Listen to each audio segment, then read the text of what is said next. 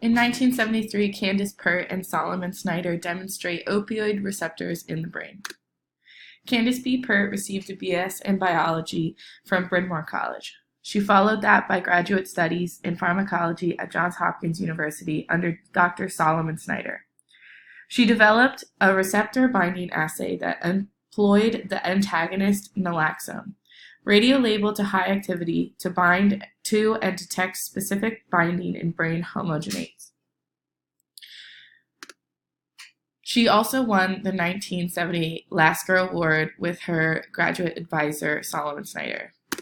So this is what I found interesting. So she actually followed this research because she broke her back in a riding accident, and to dull the pain, she used morphine. This led her to speculate how the drug exerted its effects on the brain. Solomon forbade her from trying to figure out morphine mechanisms of action, so she went behind his back on a Friday night and snuck her 5-year-old son into the lab because she couldn't find a babysitter to do this actual research.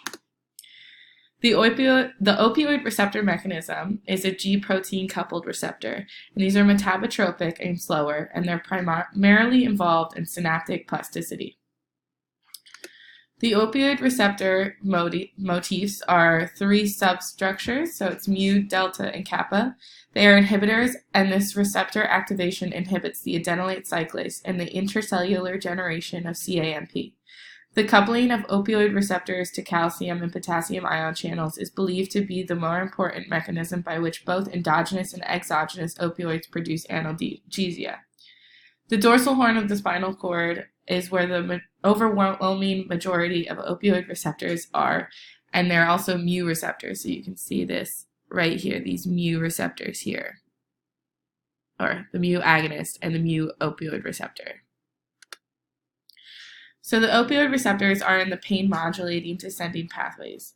This includes the medulla locus coeruleus and the PGA.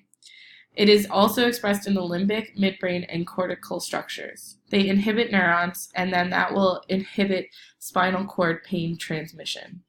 And you can see here, this is the actual opioid mechanism going in, and it's right here in the medulla.